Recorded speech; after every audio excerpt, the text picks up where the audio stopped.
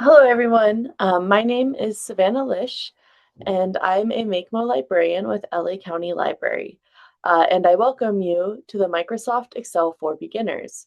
Before we get going with today's event, I will take care of some housekeeping to do the land acknowledgement and tell you what we have coming up next with our Microsoft Office workshops. If you can hear me and see the slide up on the screen, uh, sorry, is that there? Okay.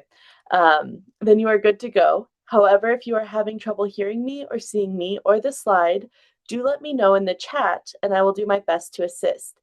If you would like to listen to this presentation on the phone, you can do that by calling 1-669-00-6833 and using the access code 839-4905-8040 and passcode 123123. I'll be putting that in the chat now. Just one second. Okay. Additionally, automated closed captioning is available on Zoom in case you would like to read along with the presentation. To enable that, you would press the CC button in your Zoom window. You may have noticed that the mics and video is disabled for attendees. That is so everyone can focus on our presenter, Ole Kagan. We do, however, welcome your questions and comments. Questions should go into the Q&A box and comments can go in the chat. I would also like to note that this class is being recorded and you will receive a copy of the YouTube link in a follow-up email that you will probably get in about a week or so. So now we will move on to our land acknowledgement. The County of Los Angeles recognizes that we occupy land originally and still inhabited and cared for by the Tongva, Tataviam, Serrano, Quiche, and Chumash peoples. We honor and pay respect to their elders and descendants, past, present, and emerging, as they continue their stewardship of these lands and waters. We acknowledge that settler colonization resulted in land seizure, disease, subjugation, slavery, relocation, broken promises, genocide, and multi-generational trauma. This acknowledgement demonstrates our responsibility and commitment to truth, healing, and reconciliation, and to elevating the stories, culture, and community of the original inhabitants of Los Angeles County. We are grateful to have the opportunity to live and work on these ancestral lands. We are dedicated to growing and sustaining relationships with Native peoples and local tribal governments, including, in no particular order, the Fernandino Tatavian Band of Mission Indians, Gabrielino Tongva Indians of the California Tribal Council, Gabrieleno Tongva San Gabriel Band of Mission Indians, Gabrieleno Band of Mission Indians, Quiche Nation, Atum of San Manuel Nation, San Fernando Band of Mission Indians, Coastal Band of Chumash Nation, Gabrielino Tongva Nation, Gabrielino Tongva Tribe. To learn more about the first people of Los Angeles County, please visit the Los Angeles City County Native American Indian Commission website at lanaic.lacounty.gov. I'll put that in the chat as well. Before we begin, I'd like to mention our next program in our Microsoft Office workshop series will be Microsoft Excel for Intermediate Users. This will be Tuesday, November 25th at 11 a.m. Got the spreadsheet blues? Level up your existing Excel skills by following along as we teach you how to track sales data by region, plan a large project, and build a simple dashboard for adults. You can register here, which I will put in the chat along with the date of the program. If you would like to learn more about our virtual or in-person events, head over to lacountylibrary.org and click the events link at the upper right-hand side. I'm going to pass the stage on to Ole Kagan. He is the outreach coordinator for LA County Libraries, and he will be teaching you all about beginning Excel sheets. Thank you.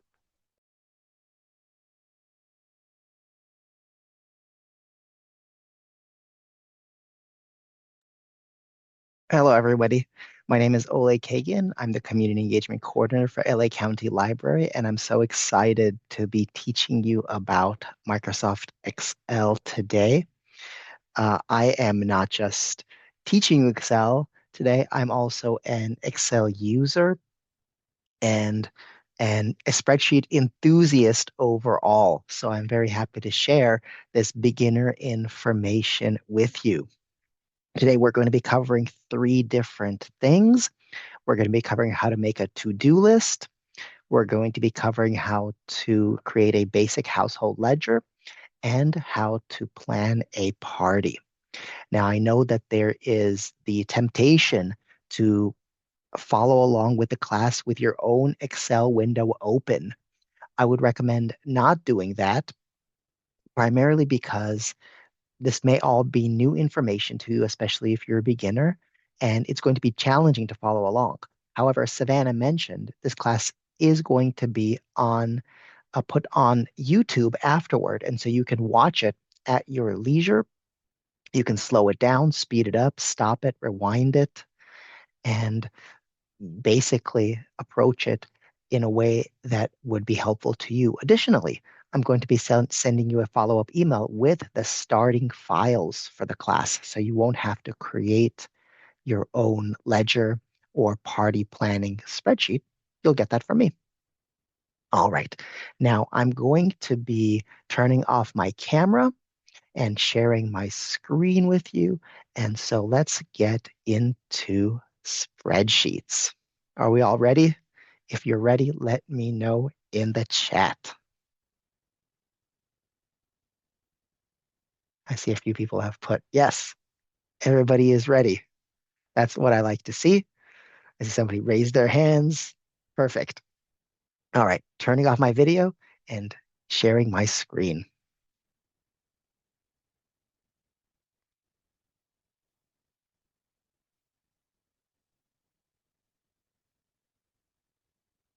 Okay, I think it should be available. Everybody is ready.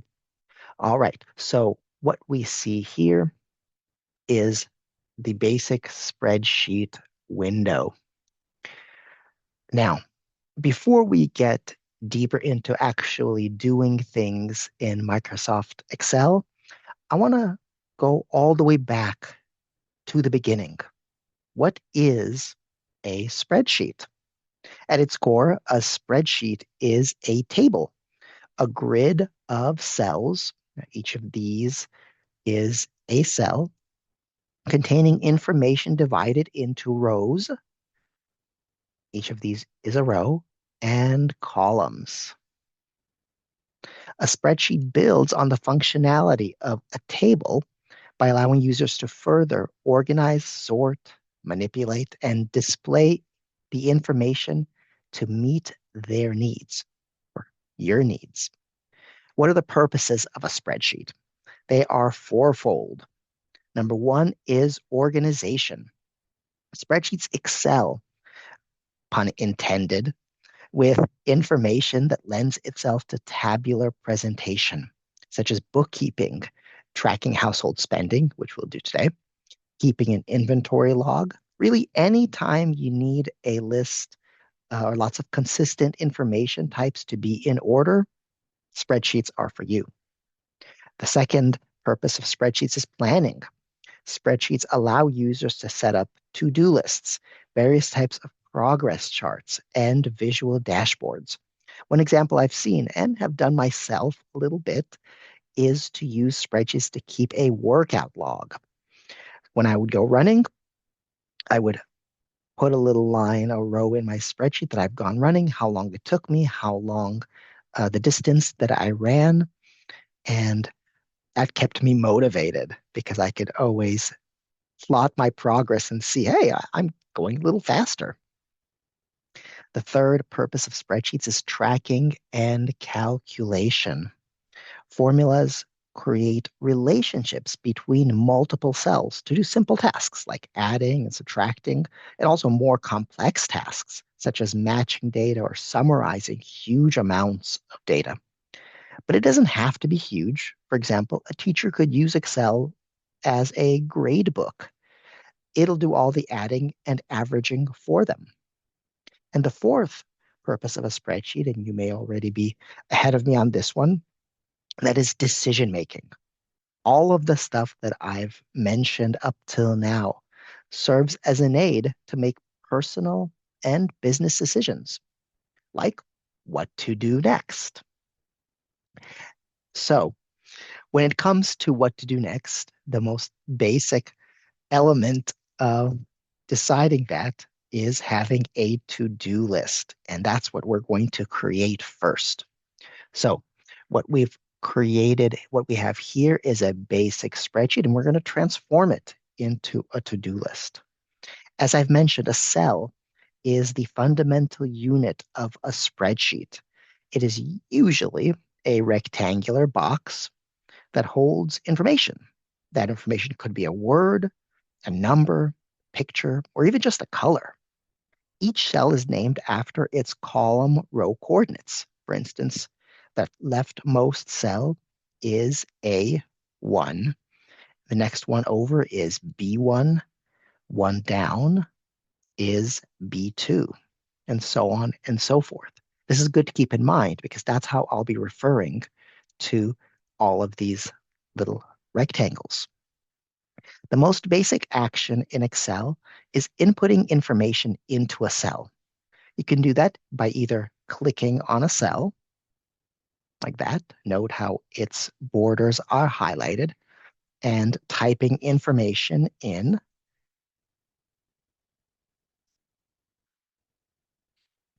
or double clicking on a cell. Let's double click on D2.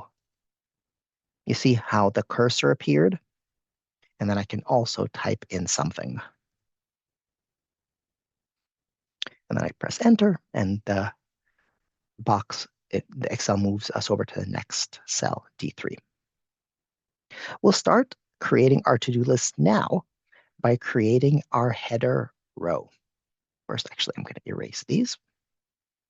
Our header row. Excel doesn't really care if you have header rows or not. Spreadsheets don't require them, but usually us humans like to know what's in a spreadsheet. And so let's create a header row.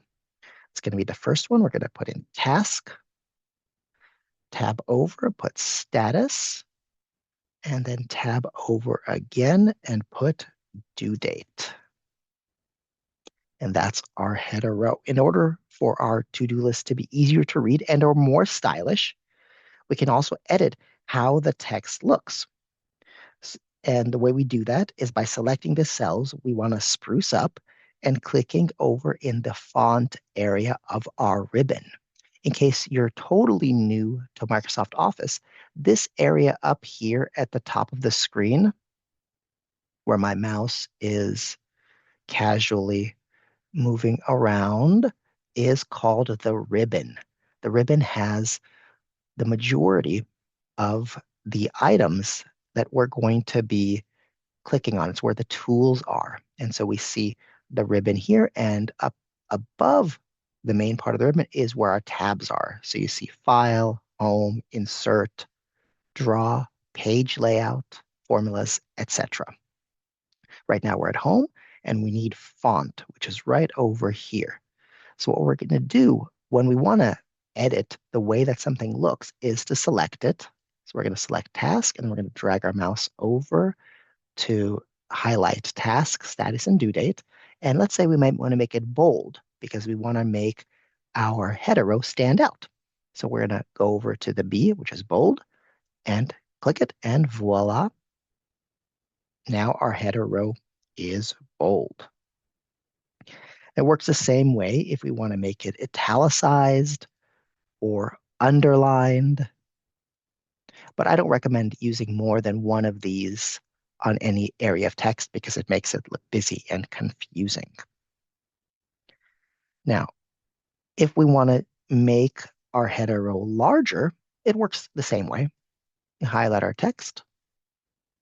We move over to where the numbers, this is the font size, and we can either click these, make it bigger and smaller, or we can type in the number that we want. I want to type in, make it font size 13, a little bit bigger.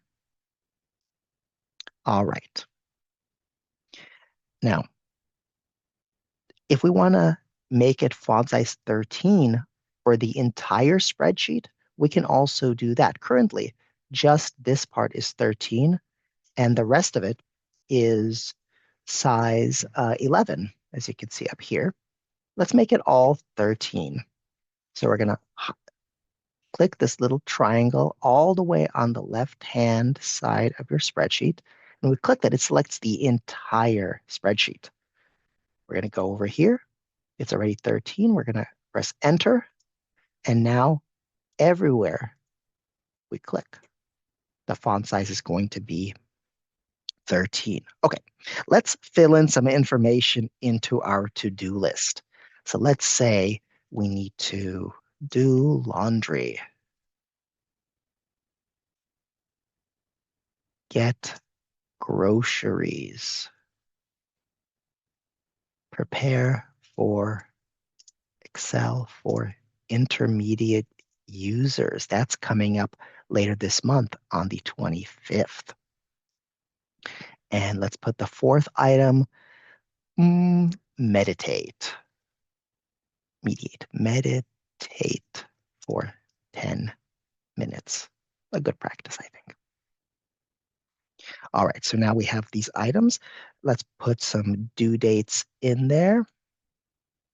So let's say do laundry. That's going to be, let's do that by the 13th. That's tomorrow. We really need some socks. Let's do get groceries. That can wait until the end of the week.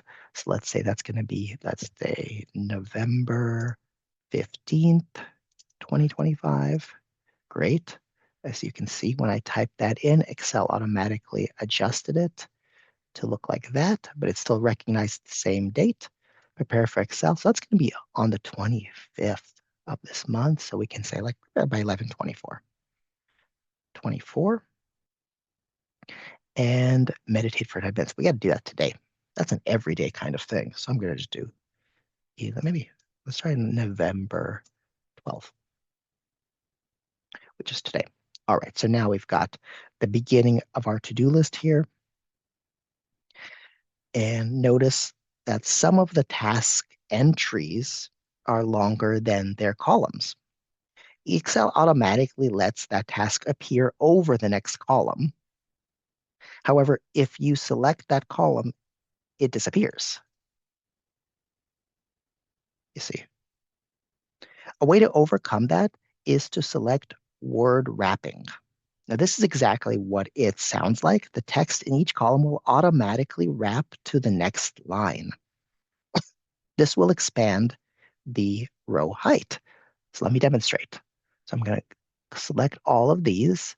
I'm going to move over right here where it says in the middle in the alignment part of the ribbon up on top where it says wrap text, and I'm going to click. Ooh, so you see it wrapped to the next lines. But maybe we make this a little big, a little longer. So if we want to make our column a little bit bigger, we're going to go up here to between A and B, or really any of the columns. You see this double-sided arrow appeared. We're going to click, and we're going to just drag it over to make it bigger. There we are. And if we click on these, it'll adjust I double-clicked on each, and it adjusted the size or the height of each row to make it fit, to make everything fit. All right. Now,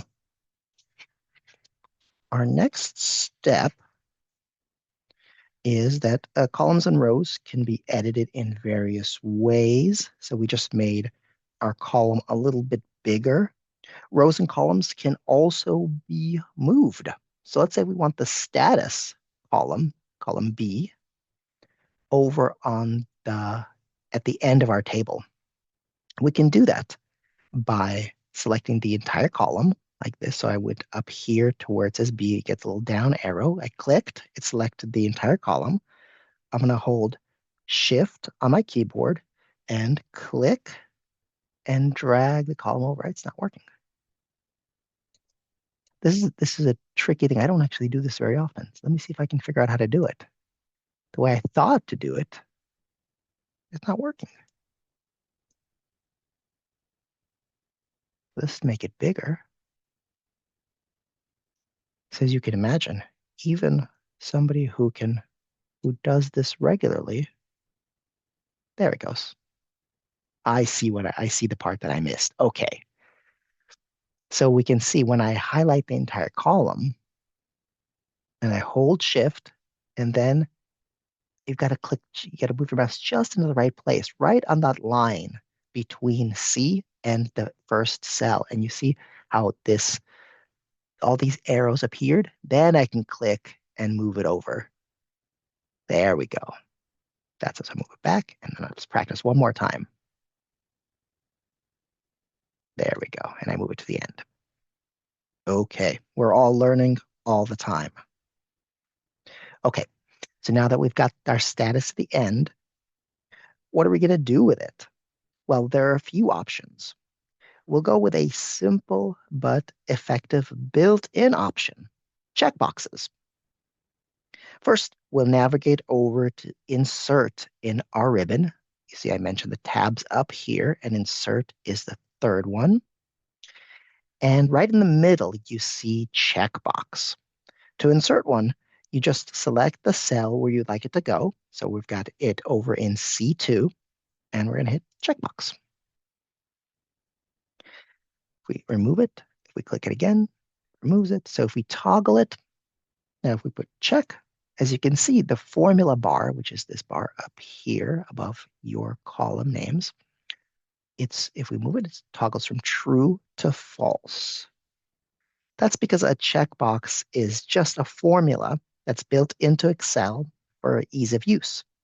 We'll learn about how to use simple formulas a little later today. But do we really want to click that checkbox over and over to insert it into potentially a lot of to-do items? No, we don't. So let's select, Oleg, yes. it looks like the ASL interpreter has disappeared from the screen again. Oh, that's weird. Yeah, so I just thought I would point that Let out. me try to make an adjustment here. How about this? How does that look? Is everyone able to see the interpreter as well as the shared screen? It, okay.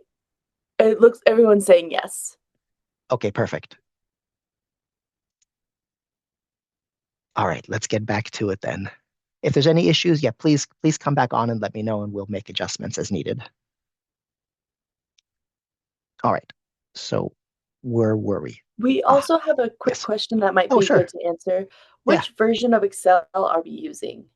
If we go to File, and I believe we are in, is it an account? Info.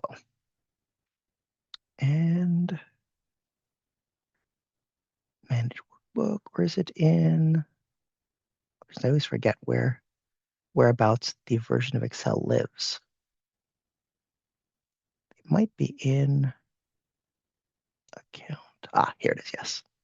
Okay, so it's Microsoft 365 is the one that we're using. I don't have an exact version here, but actually we do, right? Where it says About Excel, version 2510, and then a whole bunch of numbers that somebody could write down if they want to. If I could About Excel, I can get all that together. So yeah, Microsoft Excel for Microsoft 365 MSO version, et cetera, et cetera, et cetera.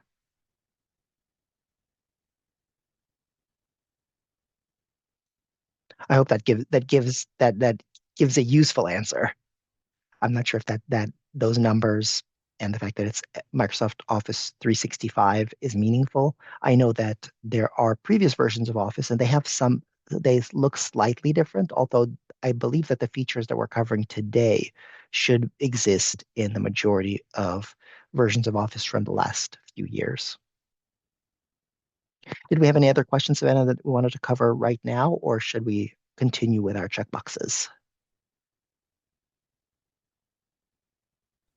I think there are a couple that are applicable. Do you need a different variation of Excel depending on what you use Excel for? Simple log/to-do list versus data entry for research? Where do we find a list of options for the different types of Excel programs or sheets? Thank you. That's a good question and really depends on the individual need. I would say that for the majority of features that the most people use, just a standard version of Excel like Office 365, Office 2021, should be just fine. As you can see, there are a ton of different options, even for data and for data manipulation and everything. Just the standard version of Excel is very, very powerful. So getting to know all of the different features is, for some people, a lifelong task. Now, I don't know if there's a full list of all of the features of Excel anywhere, but the Microsoft support website is very full and has text and video for many of the most used features and even some of the more obscure features. Great. And that's all the questions so far. Okay, excellent. And we'll have time at the end to go through some other questions as well. All right, so let's get back to our checkboxes, our fabulous checkboxes. So if we wanted to include checkboxes here, I mean, we don't want to have to put checkboxes manually for every to-do item that we have, like, like this. That's going to take a lot of time and be kind of tedious. So what we can do as an option is to select a range. A range is simply uh, a some contiguous cells, so cells that are run together. So this would be a range. This would be a range. So in our case, this is a range, and we select our range and we hit checkbox, and it automatically add checkboxes to that entire area. And let's say we'd like to insert a task into the middle of our list. We can do that by clicking where it's the number of the row and going to insert.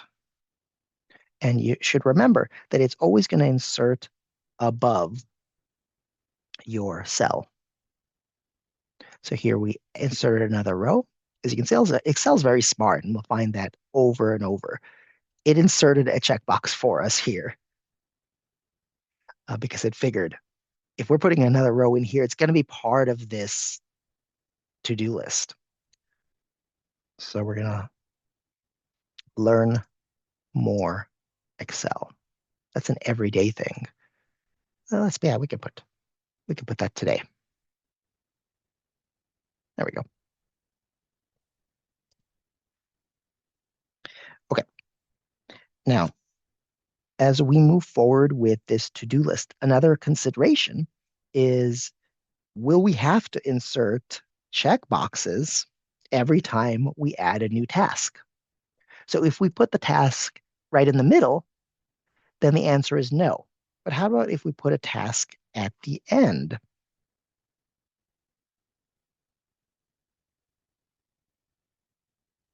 The answer is yes. We're going to have to insert it manually every time. But Excel does have a few features that make it easier. So one of them is to use the autofill feature.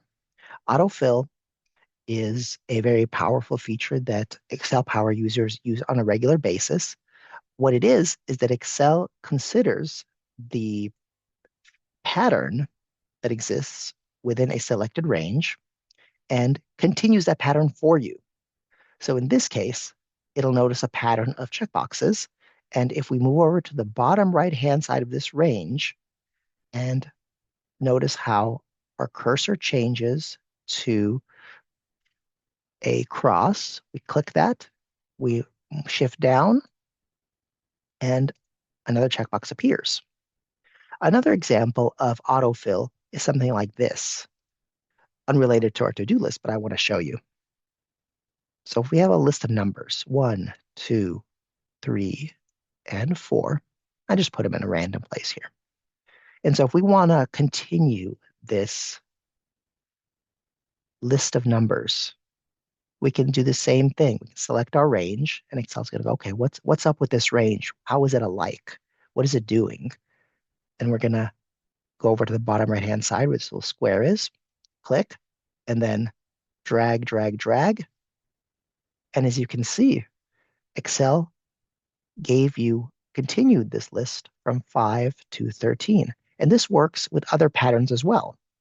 So we got 2, 4, 6, odd number or even numbers adding 2. And I think we only need 3 cells here. We're going to do the same thing. Click on the bottom square here, drag it over. And as you can see, Excel followed this pattern for you. And this works on a variety of patterns, including mathematical patterns and sometimes other ones. So for instance, if you want to have a list of weeks that go the dates for every 2 weeks. So let's say we've got 11, 12, 25 here. And then in 2 weeks, it's going to be 11, let's say 11, 26, 20, 25. And let's see if it'll do it with just 2. This is convenient when doing scheduling. Yep. As you can see, we dragged it down and it gave us dates every 2 weeks. Very convenient when you're scheduling out projects. All right, let's move on to continue our to-do list here. So you may have noticed that oh, before I go I'm going to show you a little bit a more elegant way to work with these checkboxes a little bit later.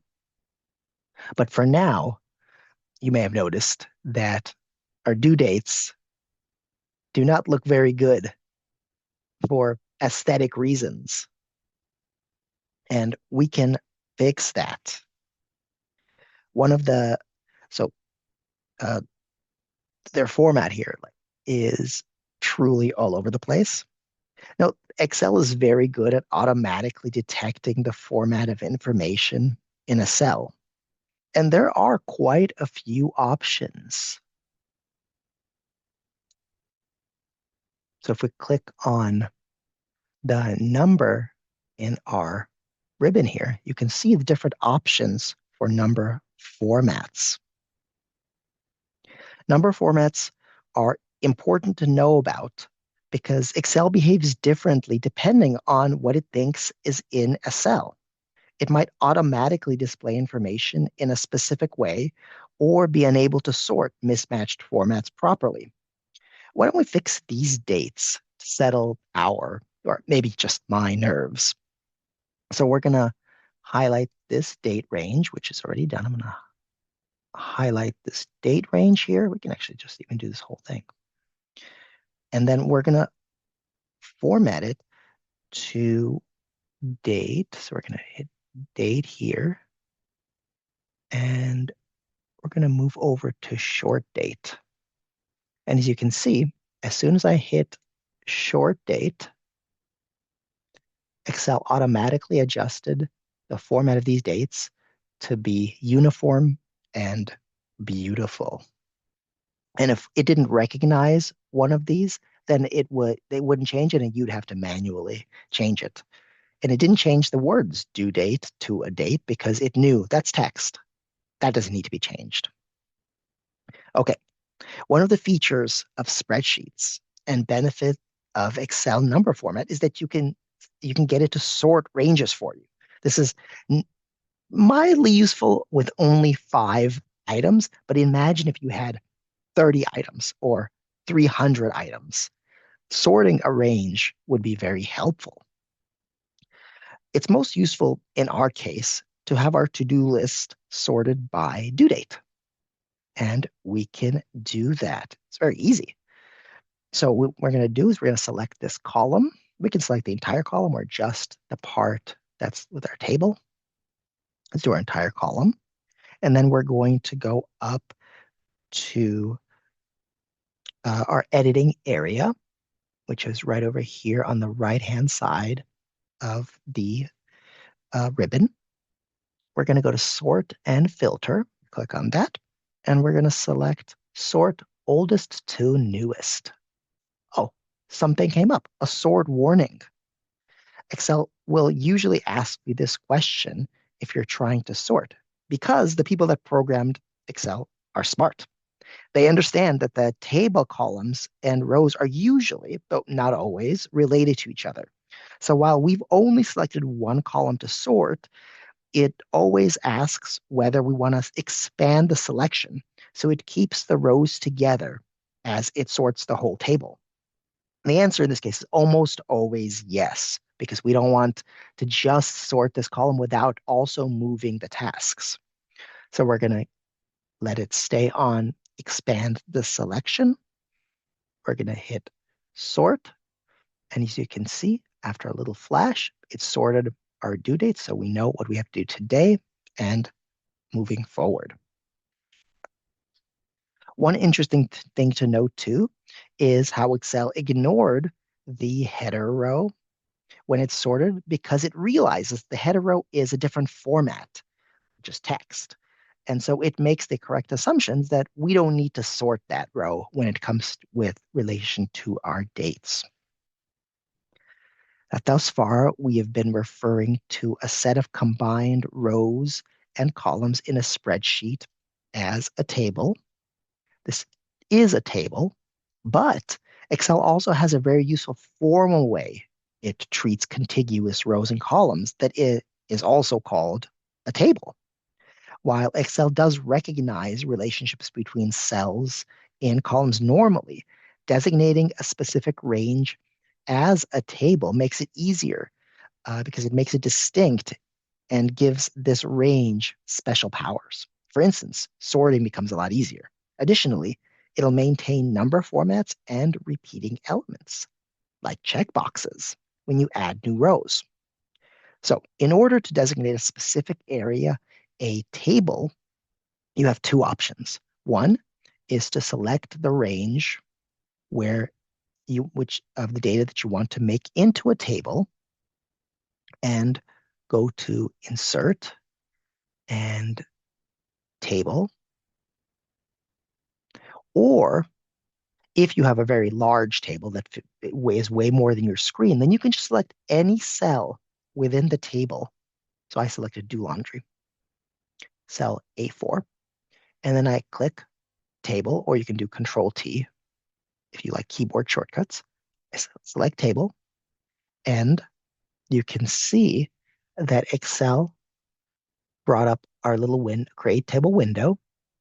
It also selected our table with a dotted line to show, is this it? Is this the whole table? It asks us, does the table have columns?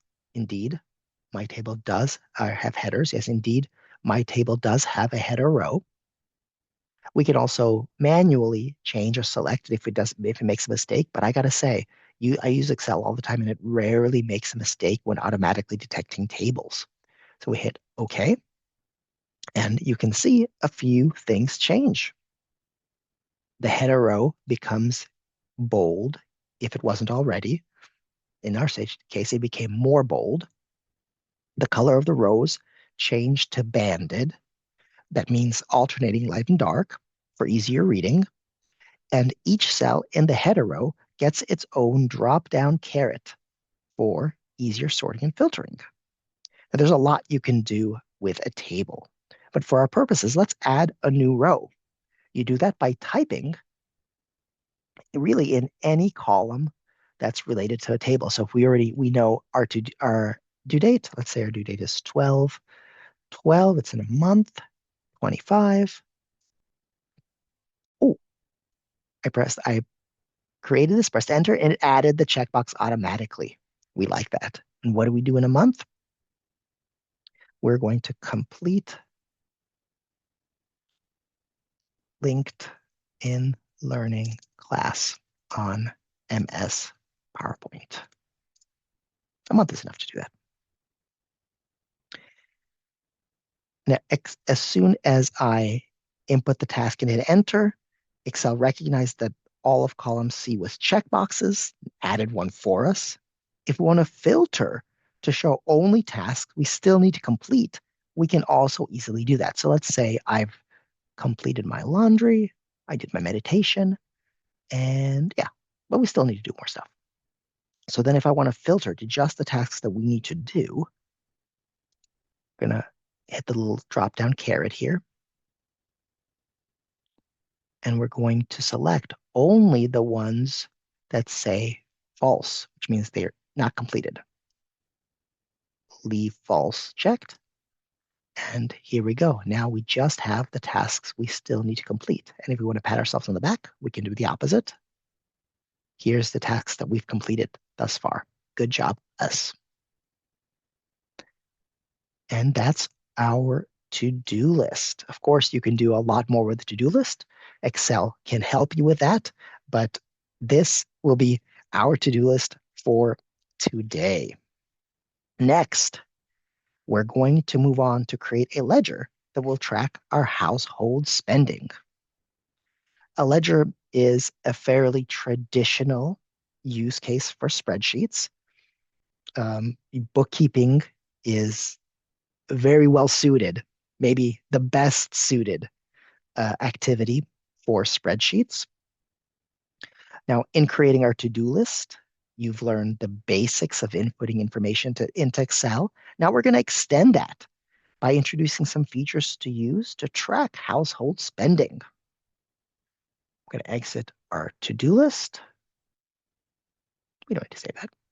We're going to bring up our ledger. I've created an example file, which I'll be sharing with you.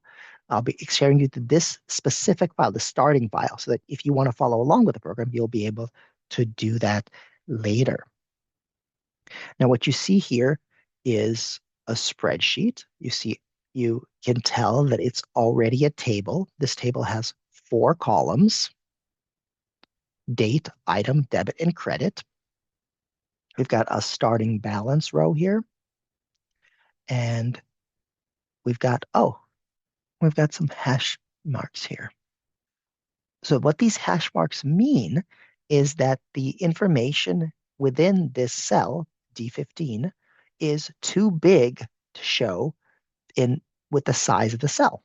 Well, that's fine. We can make it a little bigger and it'll appear. So we move up here till we see the double-sided arrow. We expand it a little bit and bam.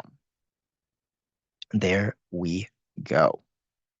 So what you might notice as well is in column C, we have another number format type, and that is accounting.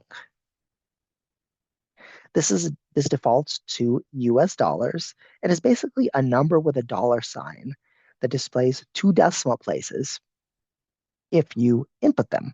If you don't, it'll just give you a whole dollar amount. But if you'd like to have the zeros displayed, you can always click on increase decimal in the number arrow. So let's see if I have one. I can give you an example. I might be able to give you an example of that. Let's insert a cell or insert a row here. I'm just going to put random information in here. Bought things. Not very useful for tracking. And then we're going to put $5. Oh, actually, it automatically, so if it gave us the entire dollar amount, it actually also gave us the 2 errors. If we don't want those 2 zeros, we can always remove them by going to decrease decimal up here. But it looks like with the accounting number format, it actually did it for us. It should be -5, actually. All right. Well, we learned something new about the accounting number type today. In general, if you input a number into a cell and put a dollar sign in front of it, Excel will automatically treat it as a currency type, which is similar to accounting, but without some of the unique formatting, like the parentheses surrounding the negative values. So if I do it right here in cell H20, to put a dollar, excuse me, a dollar sign and 550, Excel will automatically treat it converted to a currency type. All right. Well, obviously, this table is missing a vital piece of information, namely our total balance. But have no fear and put your calculator down because Excel makes getting this figure no problem. Let's start by creating a new row. So it looks like we already have a title row here. I mean, we already have a starting balance row. So what we need to do first is input a starting balance. I'm going to put one right over here so it doesn't get in the way of our credit and debit. So let's say our starting balance was $3,000. I'm going to do 3,000, and there it is. So it converted to a currency type. By default, we want to change that to accounting just so it matches the rest of our spreadsheet. So our starting balance is 3,000. And in order to calculate the total of all the amounts in this table, we'll need to use a formula. Now, formulas are little pieces of mostly simple but potentially very complicated code that tell Excel what to do. Within formulas, we often use something called functions.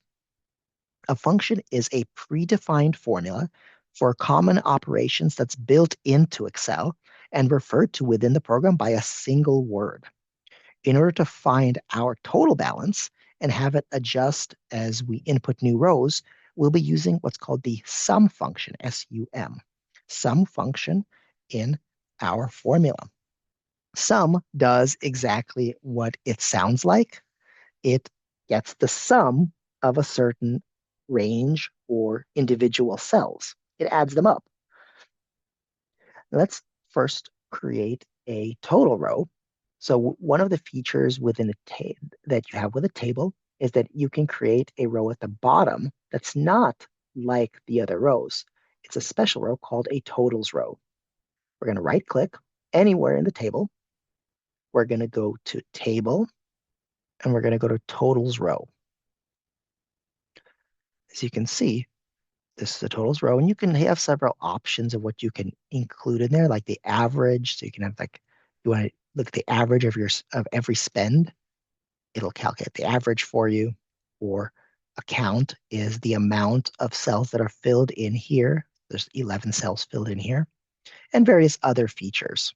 We're going to need none. We need none for now. We're going to put none here as well because we want that space. So let's create our formula.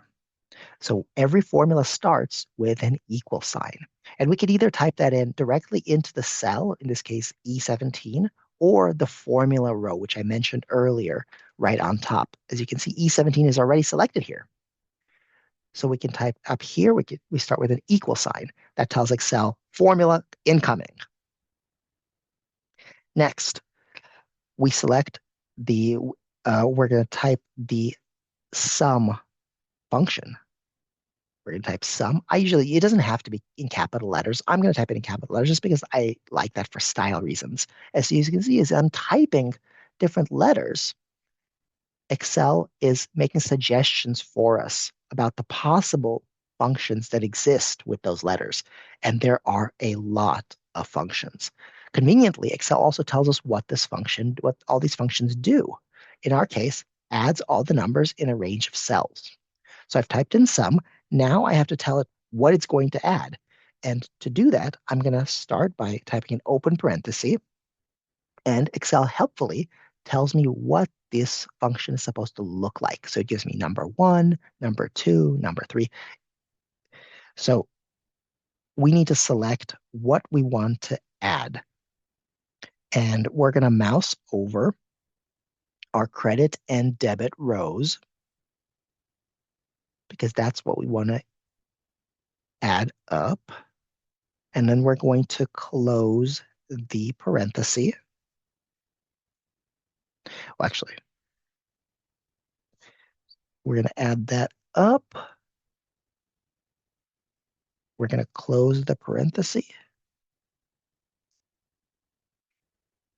And so we just did here is we added our debit and credit row, and this is the total of our spending, our debit minus credit. And so what we need to do is now we need to subtract that from our balance. And we can do that here as well. So we have sum, we can include our starting balance. We're going to put a comma to let Excel know that we're including another number. I'm going to select 3000. We can either manually type in E2 or click on E2, and we're going to press enter. And this is the amount of money we have at the end of our month, starting with 3000, ending at 4000. And if we want to do some of each of these rows so we know how much we spent and how much we made, we can do that. And we can also do this in a different way. I'm just going to show you quickly a different way to do this. So instead of taking a sum of everything here, we can also, I'm going to erase this, go to equal. We're going to do sum of, well, actually, we can just do debit, the total here, plus credit. I'm going to put these in parentheses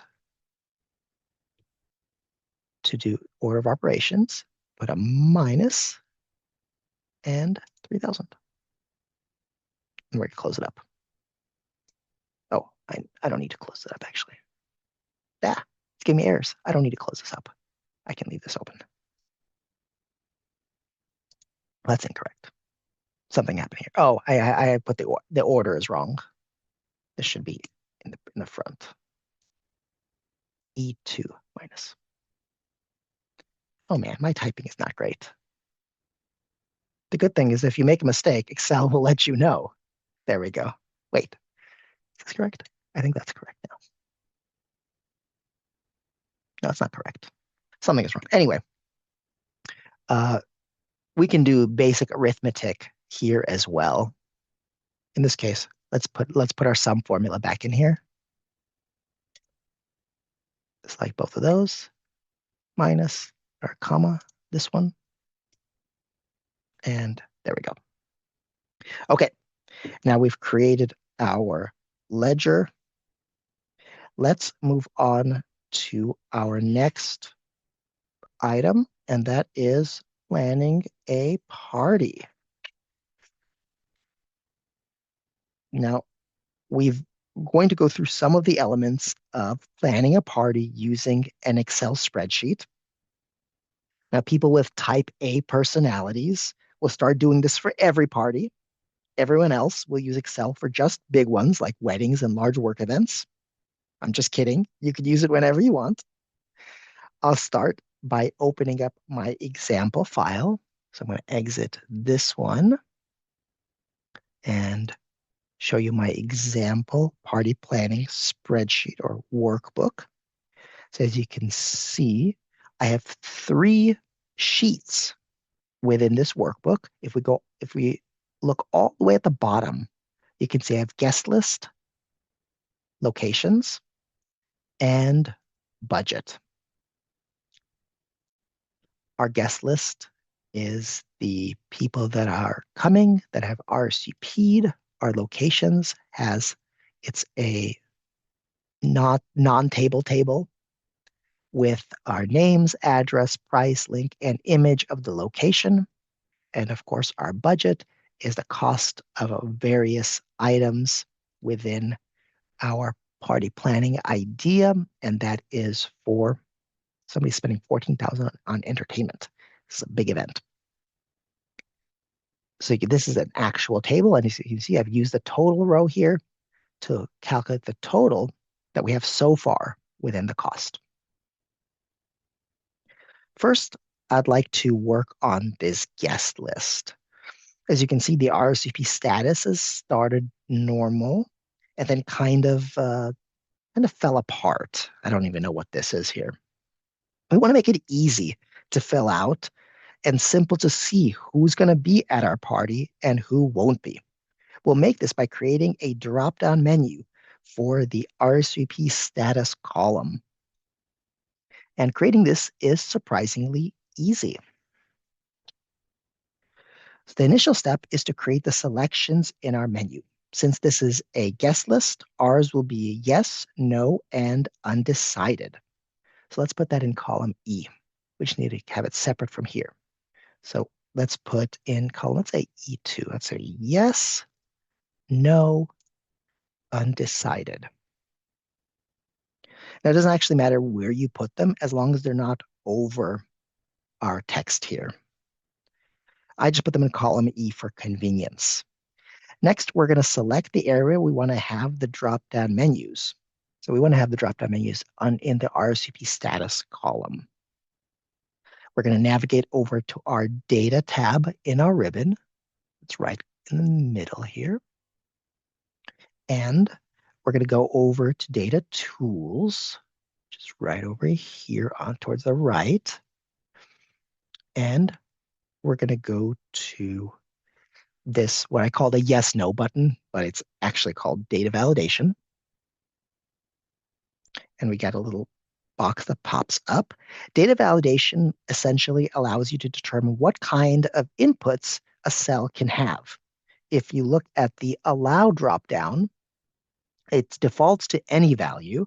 And if we click on it, you can either have it be a number, a date, or you can create a list of inputs, which is what we're going to do. Because we want our cell to allow only the exact entries that exist in our 3-item list, which is right here. Once list is clicked, it wants me to show where the list is under source. You can manually type it in. So if I wanted to just type in yes, no, undecided, I could do that. Or I can select our range here and hit OK. And we have our drop-down menu. If I input something other than the list, Joe, Excel will throw up an error because it doesn't want that. This value doesn't match the data validation restrictions defined for this cell. Those restrictions are yes, no, and undecided. So you see, some of these are already correct. Some of these are not. So we're going to switch them. Maybe is undecided. I don't know is undecided. This one's already no. Elijah, so you put what? I'm going to put undecided. And then this one is something. I think Elvin is coming. And then so and so, so on and so forth. No. Yes. I think we're just going to copy and paste some of these. There we go. Now, if you're the only one looking at your sheets, this next part may not matter. But if a bunch of people are going to be fiddling about in your workbooks, it might be a good idea to put stuff like our list out of sight so someone doesn't accidentally mess it up. Because if they mess this up, then all your drop-down menus are going to be messed up. Luckily, hiding a column in Excel is as easy as selecting the column, right-clicking, and clicking hide. And now it's gone. The column is out of sight.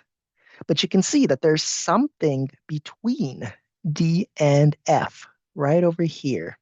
So don't put your secrets in hidden columns. To unhide it, you right click on that little area between D and F,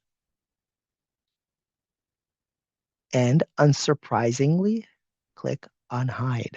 But we're going to leave it hidden because we want our spreadsheet to look neat. Next, we're going to look at our locations workbook. I have a few potential places here, but it would be helpful to put some links in our spreadsheet so our fellow party planners could learn more about our locations. In order to input a plain link, you can just type in a web address. This is Silver Platter Lounge. We can just type in http:// silverplatter lounge.com. It's not a real place. It's a place that I made up. So if you go here, you will probably see nothing. Now, this didn't turn into a link. It's just, it stays as plain text. But say we want to make it easier on our folks and we want to make it into a hyperlink. Doing that is not very challenging. So if we want to turn this into hyperlink, we simply go to Insert, and all the way on the right here, we have Link. We click on Link, and text to display is Silver Platter Lounge.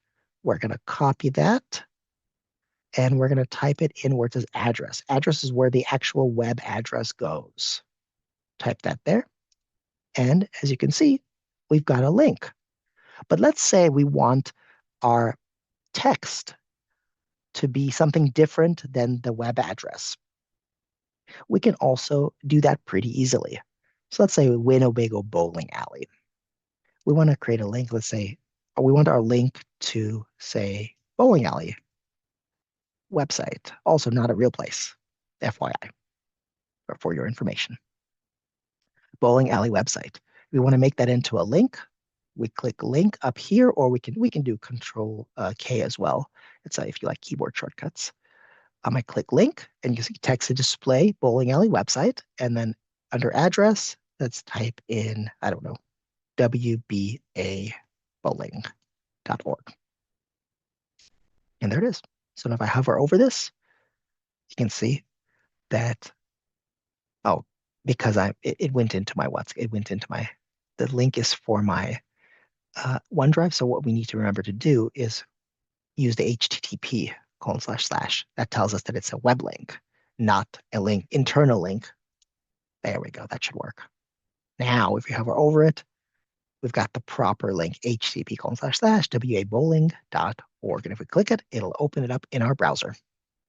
And that's how we insert links. Now, the next thing I'm going to show you is something that many people don't know about Excel, but you're going to be advanced beginners in this case.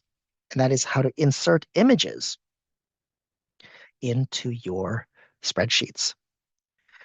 An image is worth, they say, 1,000 words. And as luck would have it, the Federation has sent me an image of the banquet hall aboard the USS Enterprise. And I have it in my folder here under location images. If I want to put it into my spreadsheet, I can do that by copying the image. So I'm going to open up the image, spaceship. I'm going to right click on it, go to copy, just minimize it. I'm going to go back into my spreadsheet, select where I want to put it, in this case, right over here next to the other ones. I'm going to go to home, and I'm going to do paste. Whoa, that pasted really big. It's too big, inconvenient. Now, if we click on the box on the right-hand side of the image, move over a little bit, click on that image, and as you can see, there's a little box here. And that's the box that says place in cell. Go ahead and click on that. Ooh, now it's too small, and that is not great. In order to make this image the same size as our other images, all we need to do is increase the size of our row. So we're going to go over to the right-hand side here. That double-sided arrow, we're going to make it bigger. And there we go.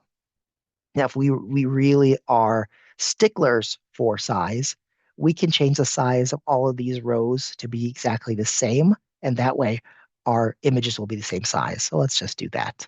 The way we do that is we select all of these rows together. We can either use the control by holding the control button and clicking them all, or doing shift. If they're contiguous rows, we do shift, hold shift like that. We're going to right click, and we're going to click row height. And let's make our row height like 150. I don't know what the size was before, but yeah, So now they're all the same size. They look beautiful. And we are cooking with oil. All right, we're going to do two more things, and then we're going to move on to answering a few questions. And since I imagine there are a lot of questions, feel free to email me with any questions that you have, and I'll be happy to take them on if we're not able to cover them today. And I'll drop my email address into the chat later. And also, you can just respond to the follow up email, which I should be sending out in the next day or two. Okay, what we need to move on to next is we need to know about the cost of the party. And I want to what I want to show you by doing this is how to bring in information from different sheets into a single table to do a budget calculation for our party. Now, what we need to determine in choosing how each location will affect our budget. So we need some information. On our guest list, we have the amount of people that say yes to our party. So what we can do is we can sort this so we know how many people that's going to be. We did this before, right? So we select the whole thing. We're going to sort and filter A to Z. We got our familiar window here. We're going to expand selection. So now we have the amount of people that said yes, and we highlight these. On the bottom right-hand side, all the way bottom, we have a little count here. It says count 8. So 8 people have said yes. So if we get that information, the cost per guest within each location, and multiply those, we can have our cost per guest here and create our proper budget. So what we need to do is see how many guests we have. So we have 8. Now we could use our sum formula in this situation, but we're not going to. We're just going to. We already know it's 8, so we're going to take this 8. We're going to put equals because we're putting a formula in here. 8. We're going to put an asterisk because that's asterisk means multiply, and we're going to go to our locations. As you can see, we got price per guest. So we're going to do the USS Enterprise, very expensive per guest. And that's it. So it the locations, that's what this sheet is right here, and cell C3. We're going to press enter, and that's how much per guest. 8 yeses times the cost per guest. And we're going to do that for each of them. So we need to do equals 8 asterisk or times. That's not the right button. There we go. And locations, that's going to be the bowling alley, I believe. And see, it's selected up here. Press enter. Oh, I think I did this the wrong way. It's in the wrong order. Silver Platter Lounge. 8 times 120. I'm just doing the manual here. So what I'm missing here is the equal sign, of course. Equals 8 times. And then now, when you select 120, it's going to select the actual space. And then let's do the final because it's sorting the order. And then we're going to do equals 8 times. And this is the Winnebago Bowling Alley, 25. All right. So now that we've got all of that, we're just going to filter the table column, and then we'll know how much is each cost. So if we want to select just the silver platter cost, we remove the other two, and here, that's the cost for silver platter lounge. If we do the same thing for USS Enterprise, we want to have our party aboard a starship. That will be the cost. And if we do the same thing here, just simply check right here. We have that cost here, and that's the total cost. All right. Now we've planned a party, we've created a to-do list, and we've worked on our ledger. You are now well on your way to Excel mastery. Now we've got time to do a few questions. Okay.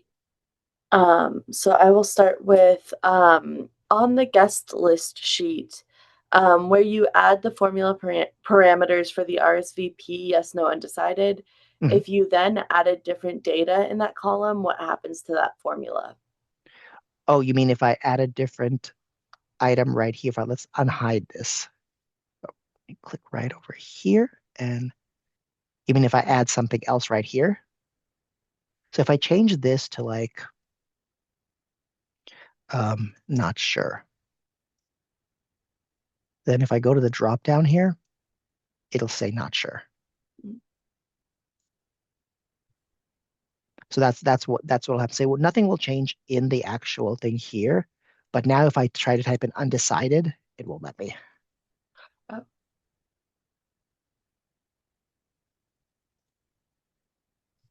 Does that speak to the question? I think so.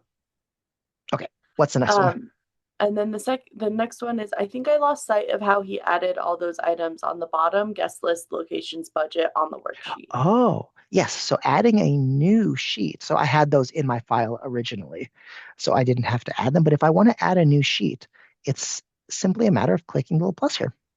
Okay. And now I have a blank new sheet. I can even copy my whole other sheet over to that one. I select the whole thing, go to copy, and then if I want to put it here, select this whole thing and do paste. And now I have two locations spreadsheets. I can change the name too. Cool. Okay, I think this is the same question, but I'll say it just in case I'm Mhm. misinterpreting it. But was there another Zoom where Oleg showed you how to set these spreadsheets up? So I'm assuming that's kind of similar to the one you just answered. Ah, yeah, so there isn't. So the Okay. files, at least the to-do file is just starts with an empty Excel file. The other two, so my party planning and ledger, those are files I created in advance so that you wouldn't have to watch me putting in random Mhm. items into it. But I will send you those files. So you'll be able to start with those files. Okay. And then we had a couple similar ones. So, like, didn't get formula processes. Can you review the sum function formula and Yeah. where it can be placed within the sheet? And then it appears you are well versed on how to insert slash create the formulas. Are there any recommended basic functions or formulas one should know? And is this also found on the Microsoft website? It is 100% found on the Microsoft website. So there are an incredible number of functions. It is, there are just, so I'm going through this little insert function key, and there's just an incredible amount of them. Excel has been around for a really long time, and most of the things that you will do, you won't have to write a custom formulas for. The functions already exist. There is a list, an exhaustive list, a reference sheet on the Microsoft website, and I could probably find that for you and let you know that. But realistically, you'll probably be using like maximum 20 of them in your life, unless you're Mhm. doing like accounting or some very complicated Excel financial modeling. But let me show you really quickly, once again, how to create the sum formula. So you can put it anywhere in the spreadsheet. Any cell will take a formula. So if I, let me put some numbers here. Let's put like 2, 4, 6, and then let's make them more by doing an autofill. It's a double review. And let's say I want to add all of these up and I put them into F4. So in order to start my formula, I put a equal sign that tells Excel that there's a formula coming. Then I put sum, I type sum. And as you can see, there's a lot, even just the letter sum have other formulas that have it. I open up a parenthesis. That's going to tell Excel where the items that I'm going to be adding up come from. I'm going to select all of these. And so you see this is a range for C2 and then this the colon. to C9. So this it selects my range, and I'm going to close the parenthesis, and I'm going to press enter. And the answer is 72. So that's the most kind of simplest way to create a sum. If I wanted to also add, like, let's say I had a number here, the number is 55, and I wanted to add that to my sum here. I could also add, so here's this range. I'm going to put a comma. I'm going to select this cell, which is F14. So this right here is number one. This right here is the number two, is the second number that we're adding. I'm going to press enter again, and there's my sum. I could probably do a whole class just on various formulas or popular formulas, and or probably functions, I should say, and I may do that in the future. It could be fun. Yeah. I think this was the second portion of this, but Mhm. there's the question, why is there a blue triangle on the complete LinkedIn cell? On the complete LinkedIn cell, that I'm not sure. What are we referring to? I don't, that's Oh, the, oh, I see. Oh, I see. That was in the previous that was in the to-do list. I yes. think it was because I just had my mouse there. I think I just had it selected. So there Okay. wasn't there Oh, wasn't a special reason for that. I think I just had it like this. cool. And then, so can you add, this is in the first portion of the class, I believe, Mhm. but can you add a PDF doc to say, to as an example, the get groceries cell? The example is if I wanted to attach a list, like a list of items that I need to buy, can you do that to the Excel sheet? So you wouldn't be able to insert a PDF directly into a cell. You can insert an image of your shopping list. So you can take a picture with your phone and then insert an image in there. You could probably, if you have OneDrive or some kind of cloud-based thing, you can put a link to that PDF within that cell. But if your list is not too big, you can always put an image in there. Great. And then we have the question, where is the sort function located? Ah, that's a great question. And the sort function is located over on the right-hand side here. So with it, when we're using a range that is not a table, then we can select all of it. And then on the right-hand side on the ribbon, under where it says editing, we Mhm. have sort and filter. And we can sort, we can alphabetize, we can do a custom sort. I think if I right click, I can also do that. Yeah, if I right click, I also have the sort functionality here. So I can do Cool. A to Z. Cool. And then how do you resize the cell to make it wider or higher in height? So you resize it over at the of top here where it says the names and the numbers and the letters of each column. So if I want to make it wider, then I go over to right in the middle of where the cells are in the border area, and you can see when I click on it, it shows the width, and I can make it bigger or smaller as needed. And it's the same with making each cell higher or lower. Um, and then if you click on the black tab that says View Options, it will allow you to make the spreadsheet larger. Oh, you mean zoom in? I think so. That's what Oh yeah, yeah. I guess maybe Well, that's more of a comment than a question. Sorry. yeah, I can zoom in. Yeah, yeah, we can. If you have a spreadsheet and you want to zoom in on the bottom right hand side, uh, Mhm. you can zoom in. Sometimes if I have a spreadsheet that's really big and I just want to see like the layout of it, then I'll zoom way out. Mm. But if I have a small one like this, then I can always zoom in to make it easier to see. Oh, okay. And then we also have a question about like wrap text, like how to do it. Mhm. Oh yeah, yeah, text wrapping. Yeah, we had that a second ago. So if I want to make this like really tiny, that was towards the beginning of the class. It's just right over here in the middle of the ribbon under the Home tab. It just says Wrap Text. I select what I want to wrap, or if I can even select a whole column and click Wrap Text, and it'll do it. Cool. And then on the budget spreadsheet, what other columns besides debit and credit are the most common? A running balance would probably be one that you could see pretty often. I didn't include that just because it's more complicated in this beginner class, but a running balance to see what your balance is after each credit or debit. Mm, That one is common there. But if you do a Google search for, like a running ledger, you will get a lot of examples, and I suspect you might even get some Excel templates. okay. Um, on the budget spreadsheet, what other column? Oh, no, no, we just did that. Sorry. Mm. When you created the task list, how did you get the alternating colors? Oh, you said you make it into a table. Mm, So if you have a uh, range here, mm, you click anywhere in the range, you go to insert, and you go to table. cool. And by default, it gives you banded rows, and you have all kinds of options for table styles. So I'm in a table here, and you have a tab that occurs here. It appears called Table Design. If you click on that, then you have all these different options to make your tables look in many different ways. Cool. I like green. Um, and then we have that heading from the budget sheet. How did you extend the header to expand over a few rows? So I'm not exactly sure what the question is. If I insert another row here, so if I input something here like notes, it'll automatically extend.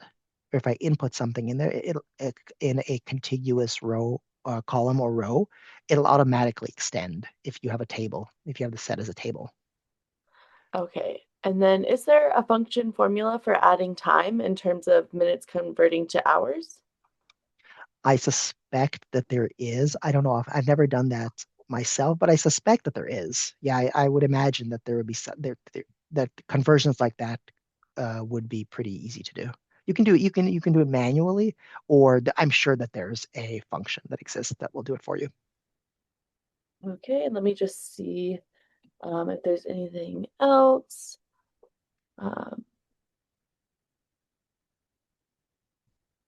oh, okay. Someone just asked, can you please talk about going back or undoing your typing? Oh yeah, very useful feature. I think this will be our last question because we're Mhm, right yes. about a time.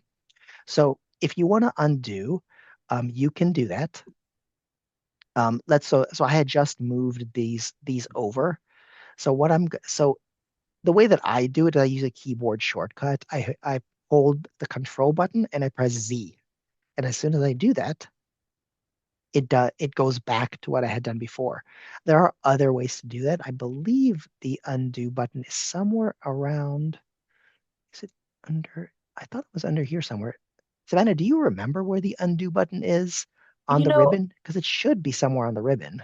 I haven't been able to find it since the last update. So I don't, yeah, I don't know where it is either, unfortunately. Well, let me see. I'm going to, so if I can't find something, I always just do the search on top. And here's the undo button. So, wait, is this it? It looks like, oh, oh, well, here's Oh, undo. Okay. Yeah. Well, here it is. I just stumbled upon it. If you go to draw, um, all the way on the left is undo and redo. mhm, So I can redo, undo. Have fun. Just spend all my time doing this, undoing and redoing. great. Yeah. Cool. All right. So just a reminder, everyone, link to the recording of this presentation and slides of our presentation will be emailed to you next week. So don't worry if you miss anything, and you'll be able to pause, rewind, go slower as needed. There will be a link for virtual events if that I'm posting into the chat right now. And we are also going to be posting a post-event survey. If you would like to take that, we would love to hear your feedback. And if you have an idea for future classes or what we can do to make this better, please let us know. Thank you. All right, everybody. Thank you very much, and we will see you next time. Thanks. Bye.